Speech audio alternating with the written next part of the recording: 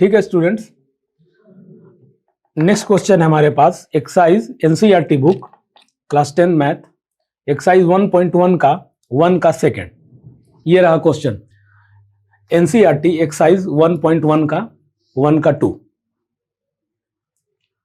ठीक है, क्वेश्चन क्या है, use the Euclid division to find the HCF of 196 and 38,220। तो सबसे पहले हमारा जो काम है रफ वो करते हैं। यहां पे सॉल्यूशन में आप देखिए यूक्लिड डिवीजन लेमा अप्लाई करना है, तो हम क्या करेंगे, हियर 38,220 इज ग्रेटर देन 196। समझ में आया? तो अप्लाई यूक्लिड डिवीजन मेथड। ठीक है, क्या होता है, A is equal to B Q plus are.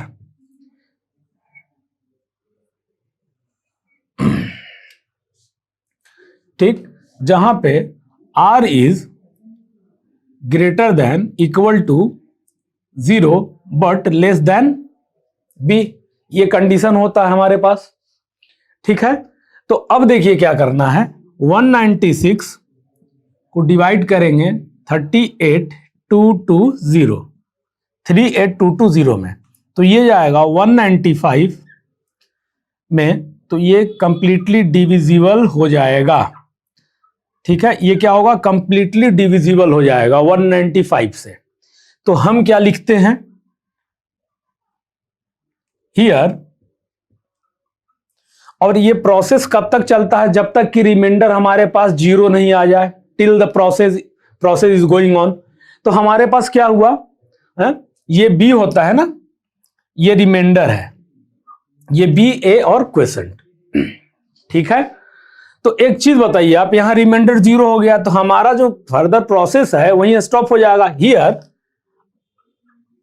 Our process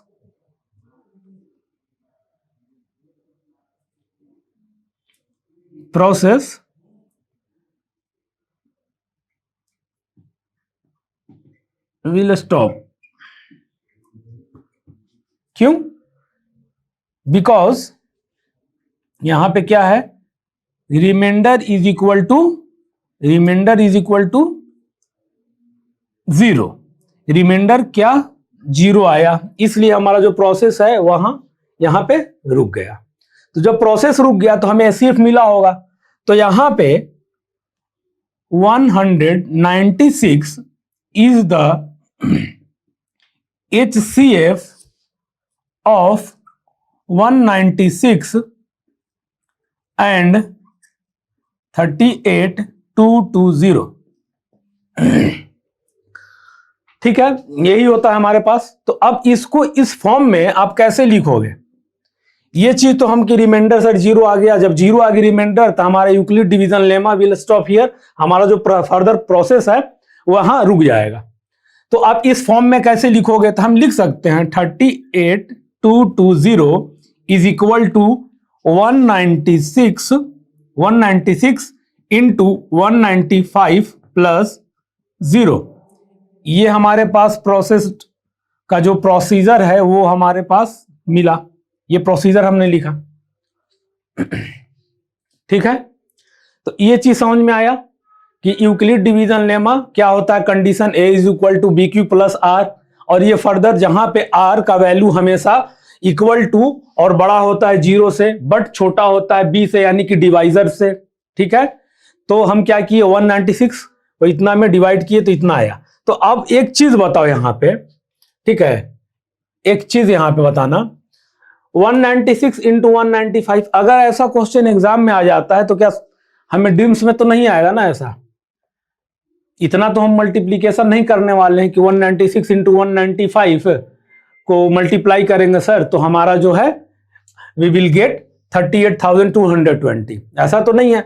तो हमारे पास प्रोसेस क्या है, ये डिवीजन मेथड। तो इसमें क्या करेंगे, मैं आपको बता दे रहा हूं, यूक्लिड डिवीजन लेमा, ये फर्दर प्रोसेस आपको करना ही होगा। हाँ ठीक है, एग्जाम में आएगा तो। बट मैं आपको एक चीज समझा देता हूं, यहां पे कि ऐसे इतना बड़ा नंबर को मल्टीप्लाई करोगे तो कैसे होगा, ये चीज आप कैसे समझोगे। तो ऐसा नहीं हो सकता ना कि आपको याद हो कि इतना सर मल्टीप्लाई करेंगे तो इतना हमारे पास रिमाइंडर 0 आएगा, नहीं होगा ऐसा। तो हम क्या करेंगे, जो सिंपल मेथड है इसको आप कर लो, यहां 38220। एक बात बताओ, 1 बार में जाएगा कि 196 2 बार में। तो यहां पे देखो हमारे पास रफ है, तो 196 इंटू 2 करो, 14 के 12, 1 9 18 19 में 1 2 1 3 392, बट वी हैव 382, तो ये नहीं आएगा, तो 1 टाइम्स में लेना होगा हमें। कितने बार में? 1 बार में। तो 196, 6 में से 12 में 6 गया 6, 8 2 में से 1, 196। फिर हमारे पास क्या बचा? 2। ठीक है, तो अब 196 कितने बार में जाएगा बताओ? 4 बार में नहीं जाएगा, 6 बार में, 6 5 से करके देख लो आप, पता चल जाएगा, क्योंकि 6 से क्या होगा, उससे ज्यादा आ जाएगा।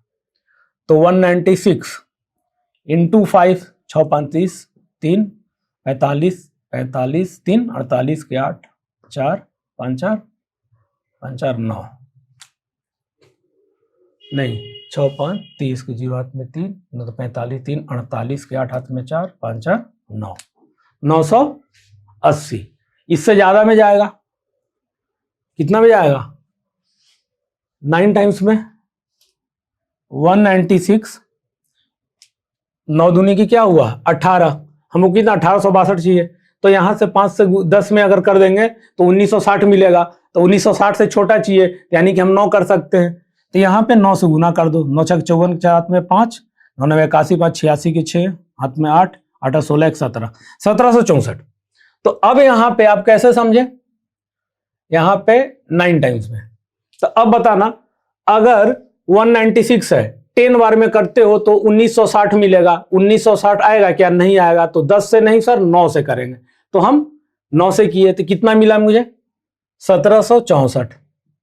ठीक है, चलिए 12 में से 4 गया 8, 15 में 6 गया 9 और 8 0, ये कंप्लीट, ये आया। तो अब बताओ 980 हमारे पास आ रहा है क्या? Yes sir. 196 को अगर 5 से मल्टीप्लाई करेंगे तो वी विल गेट 980। तो यहाँ पे 195 हो जाएगा, 190। तो यहाँ पे क्या आएगा हमारा? रिमाइंडर 0 आएगा।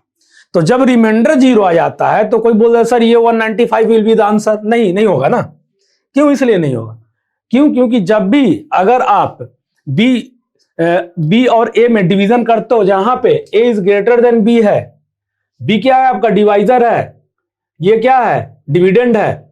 ठीक है ना। तो जब डिविडेंड और डिवाइजर में भाग होता है तो आपका जो जब रिमाइंडर 0 हो जाता है तो हमें क्या मिलता है? एचसीएफ। तो डिवाइजर ही हमें एलसीएफ मिलता है। तो यहां डिवाइजर क्या है? 196। ठीक है ना। तो एचसीएफ क्या होगा यहां पे?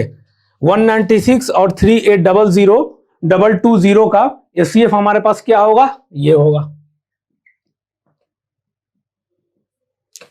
ठीक है, समझ में आया? इसमें कुछ था नहीं, मैं इसलिए ये क्वेश्चन को पिक किया।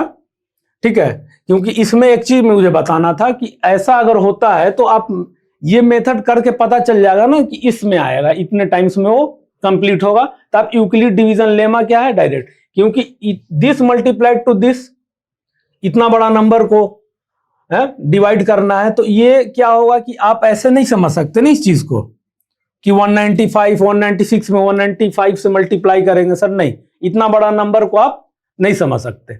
उसके लिए क्या होगा? आपके पास एक मेथड है जो डिवीजन मेथड है, ये कर लिए, ये करके क्या हो गया, यहां क्लियर पता चल गया मुझे कि इससे ऐसे होगा। ठीक है ना, इसलिए मैं ये क्वेश्चन को पिक किया था। और हमारे पास जो आज क्लासेज हैं 4Q, ये सब जितनी चीज हैं देख लिए, इस क्वेश्चन को पिक किया मैं ताकि ये चीज आप समझ में आ जाए आपको। तो हमारा जितना है 1.1 का ऑलमोस्ट कंप्लीट हो गया है। बाकी you will have to keep practising your mathematics and this is in your hand. So next class में हम लोग एक नया टॉपिक स्टार्ट करेंगे, रियल नंबर्स का ही वो टॉपिक है। ठीक है ना, फंडामेंटल थ्योरम्स ऑफ अर्थमेटिक्स। अगर आप उसको पढ़ के आते हैं तो अच्छा होगा आपके लिए, ऐसे मैं बताऊंगा आपको। ठीक है, तो ठीक है students, keep practising. Meet you soon in the next class. Thank you.